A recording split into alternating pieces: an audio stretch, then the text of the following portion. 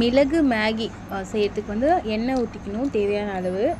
அதில் வந்து வெங்காயத்தை சின்ன சின்னதாக கட் பண்ணி போட்டுக்கணும். அது நல்லா வதங்கணும். அதுக்கப்புறமா வந்து பீன்ஸு பொடிசாக போட்டுக்கலாம். நீங்கள் கேரட்டு ஆட் பண்ணிக்கலாம். என்கிட்ட இன்றைக்கி பீன்ஸ் மட்டும்தான் இருந்துச்சு, ஸோ அதனால் அது மட்டும் ஆட் பண்ணிக்கிட்டேன். அதுக்கப்புறம் பன்னீர், அதையும் நம்ம சின்ன சின்ன க்யூப்ஸாக கட் பண்ணி இதோடய போட்டு நம்ம நல்லா ஆட் பண்ணிக்கலாம். இதோட நீங்கள் என்னென்ன வெஜிடபிள்ஸ் சேர்க்கணும்னு நினைக்கிறோமோ நம்ம அது எல்லாமே சேர்த்துக்கலாம்.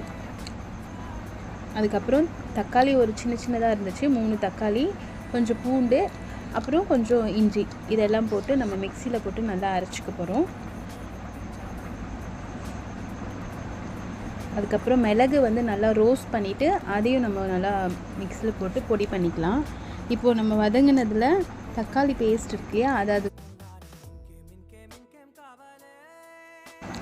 தக்காளி பேஸ்ட்டு போட்டு நல்லா அதையும் மிக்ஸ் பண்ணிக்கணும்.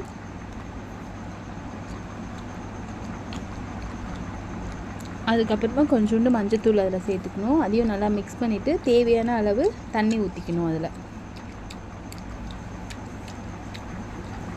இப்போ நல்லா இது கொதிக்கிட்டோம். இதில் வந்து நம்ம இந்த மேகி மசாலா இருக்கு இல்லையா, அது நம்ம ஆட் பண்ணிக்கலாம்.